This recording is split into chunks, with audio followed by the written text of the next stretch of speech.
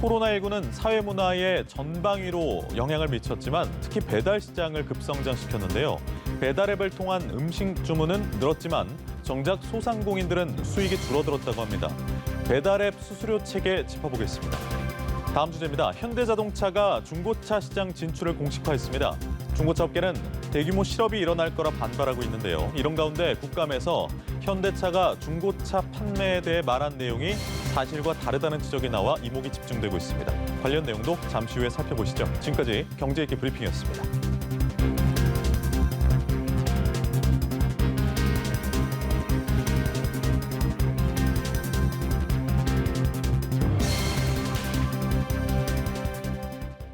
네, 보다 자세한 내용은 김대우의 경제읽기에서 살펴보겠습니다. 김대우 박사 나오셨습니다. 네, 어서 오세요. 네, 반갑습니다. 네. 자, 오늘부터 사회적 거리두기가 1단계로 완화가 됐습니다. 어려운 경제 상황을 고려한 결정으로 보이는데 어떻게 좀 평가를 하십니까? 네, 한마디로 고육지책이 아닐까 그런 생각을 해봅니다. 현재 지금 이 2단계 거리두기가 시행되면서 경제적으로 여러 가지 특히 이 소비, 특히 가계, 서민들의 경우에 피해가 상당히 컸고 그로 인해서 국민적 피로감이 적지 않았을 것으로 보입니다. 이제 그런 관점에서 정부가 결단을 내려서 1단계로 내렸는데요. 사실 정부 스스로 세운 기준에는 사실 미달하고 있지 않습니까? 네. 일일 확진자가 50명 아래로 떨어졌을 때 1단계로 돌아가는데 현재 평균치가 59명이고 오늘은 100명 가까이 또 급상승을 했어요. 감염 경로가 불분명하다라는 것이 5% 아래로 떨어졌는데 19%. 그 밖에도 방역망 내 관리 비율 80%도 충족하지 못했습니다만 그럼에도 불구하고 정부가 이렇게 1단계로 나누는 것은 국민적 피로감을 조금이라도 해소해 주자라는 그런 충정.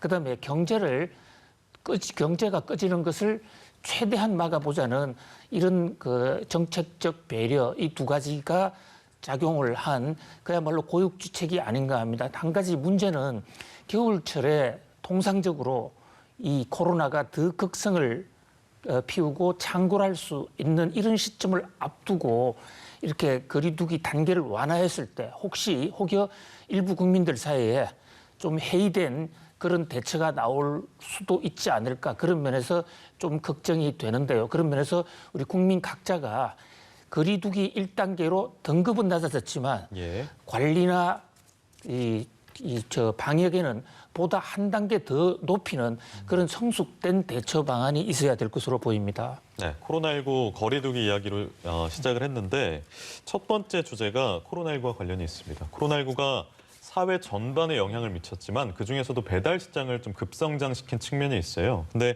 봤더니 이 배달 앱을 통한 음식 주문은 비약적으로 증가를 했는데 소상공인에게 그 성장의 과실이 돌아가지 않았다. 이유는 수수료율 때문이다. 이게 무슨 얘기입니까? 그렇습니다. 지금 정부가 이 코로나 거리두기를 하면서 일반 식당, 뷔페 등등에 대해서 영업을 제한적으로 운영하도록 규제를 가하지 않았습니까? 그러다 보니까 이 일반 음식점 매출이 직접 음식점에 내방해서 소비하는 그 매출이 급전직하 떨어지다 보니까 배달 앱을 이용하지 않을 수가 없었고 그동안에도 배달 앱은 꾸준히 성장해왔지만 코로나19를 타고 선택의 여지가 없어진 이 음식점 업체들이 너도 나도 배달 앱에 의뢰를 하면서 배달 앱을 사용하지 않으면 더 이상 음식업을 할 수 없는 그런 상황이 됐거든요. 그런데 그래서 이 배달 앱의 그 이용 건수가 폭발했음에도 불구하고 오히려 배달 앱 업체들은 관련 수수료나 광고료 수입을 더 올렸습니다. 그렇게 되다 보니까 오늘 국회에서 나온 통계인데요. 그 통계를 보니까 원가에서 차지하는 비중이 회사마다 음식점마다 차이는 있겠지만 거의 30%에 육박하는 그래서 사실 음식점에서 1,000원의 매출을 일으켜 봤자 그중에 300원은 배달 앱에 주는 수수료로 충당을 하다 보니까 음식업체들의 수지가 급격히 악화되고 있다라는 이런 좀 볼멘 소리가 나오고 있는 것입니다.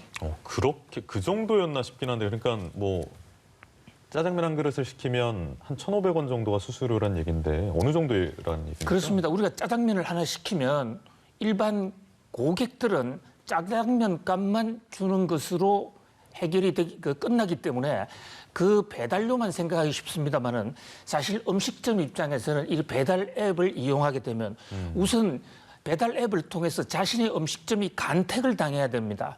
그러니까 소비자들로부터 뽑혀야 된다는 거죠. 그렇기 위해서는 배달앱의 상단에 위치가 돼야 돼요. 예. 그 상단에 올라가기 위해서 광고료를 내는데 이게 평균 매출액의 2% 이상이 지금 광고료로 나가고 있고요.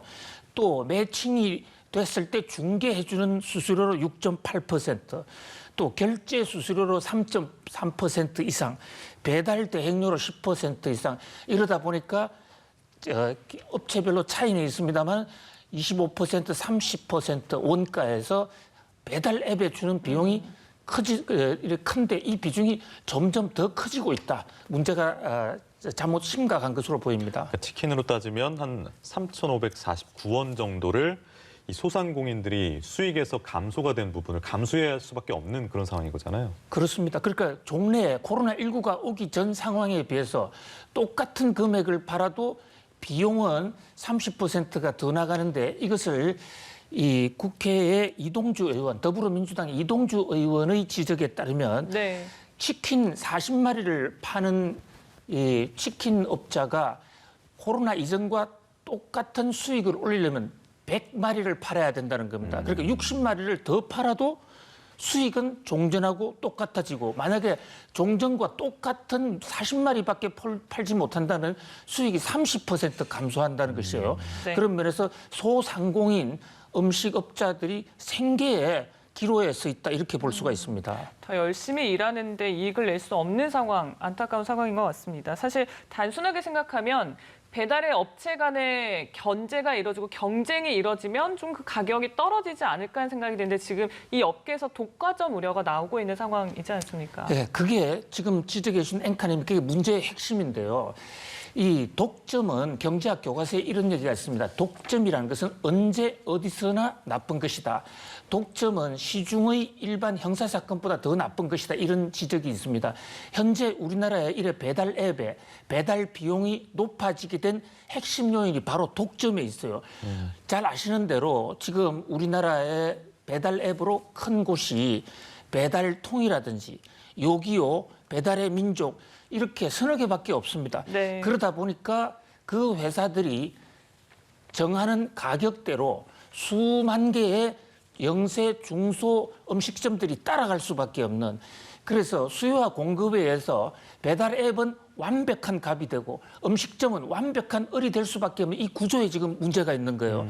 그런 와중에 지금 배달의 민족과 배기요 또 요기요와 배달통 이 세 회사가 하나로 지금 합병하려고 하고 있지 않습니까? 예. 네. 그런 면에서 문제의 심각성은 더 크다고 할 수 있죠. 네, 그러니까요. 지금 공정위에서는 일단 기업 결합 심사를 진행 중이긴 한데 글쎄요, 독과점 문제는 아마 계속 나올 것 같습니다. 뭐 대책이 있겠습니까?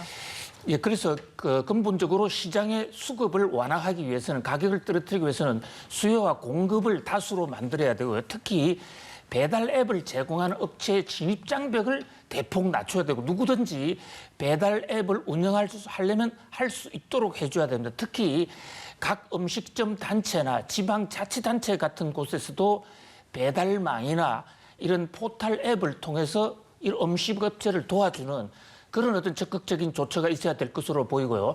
현재 정부에서는 배달 앱 업체들에게 가격을 좀 내려달라고 하소연을 하고 있습니다만은 네. 그러한 가격을 내려달라는 어떤 권유나 강요만으로서는 해결되기가 어려운 결국 시장의 수급, 그러니까 핵심은 배달 앱 업체가 늘어나는 수밖에 없다 이렇게 보겠습니다. 예, 알겠습니다. 이 주제 여기까지 하고요. 다음 주제로 넘어가면 이 현대자동차가 중고차 판매업에 진출하겠다 이런 계획을 내놨습니다. 국내 완성차 업체가 중고차 시장에 뛰어들겠다고 한 배경 어디에 있겠습니까? 예, 참 지난 주말에 나온 현대차의 중고차 시장 진출 소식 상당히 충격적으로 받아들여지는데요. 국회 국감장에서 현대의 간부가 이제 현대차 중고차를 팔겠다라고 했습니다. 중고차 시장에 이제 판매를 하게 되면 일단 사업 영역이 커지니까 현대차 입장에서는 수지가 좀 더 도움이 되겠죠. 특히 지금 현대차의 가장 핵심적인 그 문제가 지배구조 문제인데요. 지금 사실상의 오너가 정의선 부회장입니다. 예. 그런데 정의선 부회장의 현대차 지분이 거의 없습니다.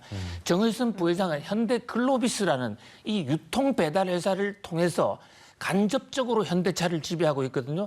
그런데 이 현대글로비스라는 회사가 지금 이 사업의 영역이 별로 없어요. 그렇다 보니까 이 지분 구조, 그러니까 이 지분 승계를 확실히 하기 위해서 현대글로비스 회사를 키워야 되겠다. 이런 게 하나의 그 요인으로 작용한 것 같고요. 또 하나 요인은 현대 지금 이 중고차 시장, 중고차 회사들이 부실 거래 또는 폭리 거래로 국민들에게 원성을 많이 사고 있습니다. 그러다 보니까 지금 중소기업 고유업종에서 제외가 된 거예요. 그 틈을 타고 들어가겠다. 지금 국민들이 중고차 거래에 대해서 불신이 높거든요. 그래서 현대차가 들어가겠다. 지금 이루고 있는 상황으로 볼 수 있습니다. 네, 실제 조사 결과 소비자 피해가 끊이지 않았던 것도 사실이긴 하나 지금 중고차 업계에서는 만약에 그렇게 현실화된다면 종사자 5만여 명이 생계 위협을 받을 것이다라고 반발을 하고 있습니다. 일단 소비자 입장에서 그 득실을 따져본다면 좀 어떨까요? 그렇습니다. 일단 그 중고차 업체가 지금 전국적으로 6천 개가 좀 넘어가고요. 관련 종사자가 5만 명에서 지금 6만 명 정도로 추산되고 있는데 이 사람들의 걱정이 크고요. 소비자 입장에서는 이해 득실이 좀 엇갈립니다. 그러니까 그동안 중고차 회사들이 서비스를 제대로 못하고 또 레몬 시장이라는 이름 그대로 깜깜이 정보를 위해서 폭리를 많이 치워왔기 때문에 대기업이 하면 좀 폭리 사태가 줄어들지 않겠냐. 그런 면에서 소비자들이 지지하는 경향이 있고요. 네. 그러나 또 하나는 전반적으로 그 완성차 업체가 하게 되면 숫자가 한두 개, 우리나라는 특히 자동차 회사가 사실상 국내에 하나밖에 없는 거나 마찬가지예요. 현대, 기아차 하나밖에 없는데 70%를 점유하고 있거든요. 그러면 결국 독점에 의해서 가격을 올릴 수밖에 없고 올려도 규제할 수단이 없습니다. 그러면 가격은 훨씬 더 크게 올라갈 가능성이 있다. 그런 면에서 찬반이 지금 엇갈리고 있는 상황이라고 하겠습니다. 알겠습니다. 이런 가운데서 이제 국감장에서 현대차 인사가 모든 제조사가 중고차 판다 이런 발언을 했는데 이게 진위 여부가 확인이 된 겁니까? 언론을 통해서 나온 얘기만 보면요. 김동욱 현대차 전무가 국감장에서 전 세계의 제조사 메이커들이 그 모두 중고차를 팔고 있다라고 얘기했는데 그 말이 사실이라면 이것은 명백한 거짓말입니다. 뭐 지금 미국에서 갔다 온 사람, 유럽에서 유학한 사람들도 많겠지만은 이 미국이나 유럽에 있는 회사들의 경우에는 기본적으로 그 제조사와 판매사를 분리해 놨습니다. 그러니까 우리가 길거리 가다가 예를 들어서 제너럴 모터스의 차를 산다고 하면 그 제너럴 모터스 회사에 들어가는 게 아니고 네. 제너럴 모터스와는 이 주식 관계가 없는 제3의 판매사가 제너럴 모터스라는 프랜차이즈로 회사 이름을 걸고 있는 것이거든요. 그러니까 얼핏 보면 그것이 제너럴 모터스 회사 같지만 실제로는 전혀 아닙니다. 우리가 예를 들면 국내에서도 약을 산다 이러면 그 약을 만드는 제조사가 직접 파는 게 아닙니다. 약 만드는 제조사와 그것을 파는 제약사, 약국이 분리되어 있지 않습니까? 그런데 이것을 착각을 한 것인지 알면서도 이랬다면 그것은 상당히 좀 그 의도가 불순하다 이렇게 볼 수밖에 없고요. 특히 우리나라는 만약에 이것을 같은 회사에서 팔게 한다면 독점 상태이기 때문에 네. 제조사가 모든 것을 다 장악하게 되면 견제 장처마저 풀리는 그런 어떤 그 대규모 독점의 폐해도 올 수가 있다. 이런 지적이 나오고 있습니다. 네. 중소벤처기업부에서 이제 결정권을 쥐고 있는데 우선은 현대차에 좀 상생 방안 제출하라라고 했습니다. 앞으로 상황 어떻게 전망을 하십니까? 지금 박영선 장관이 국감에 나와서 한 얘기가 지금 더불어민주당을 비롯한 주요 국회의원들이 중고차를 중소기업 업종으로 더 지정을 연장하자는 그런 제안에 대해서 박영선 장관은 이 동반성장위원회가 이미 중고차에 대해서는 더 이상 연장해 주는 것에 대해서 부정적인 의견을 표했고 그것을 상당히 의미를 둘 수밖에 없다. 그럼에도 불구하고 현대차에 대해서 상생하는 방향을 내놓는다면 현대차가 팔 수 있는 그러니까 상생이라는 것은 현대차가 중고차를 하더라도 현재 있는 중고차 업체들에게 타격이 안 갈 수 있는 그런 방안을 내놓는다면 허용하겠다. 그런데 과연 그런 방안이 존재할 수 있을 것인지. 그리고 근본적으로 대목에서는 두 가지 점을 감안해야 된다고 보는 게, 하나는 이 현대차의 독점 상태를 더 강화시키는 이것이 과연 옳은 건지, 또 중고차 업체들의 이 생계 문제, 그리고 이 문제, 중고차 업체에 만약에 이 비리 문제가 있다면 그것을 인정 제도를 통해서 고쳐가는 방법이 더 현명할 수도 있다. 그런 것을 다각적으로 검토해야 될 것으로 보입니다. 네, 알겠습니다. 여기까지 김대호의 경제읽기 김대호 박사님이었습니다. 고맙습니다. 감사합니다.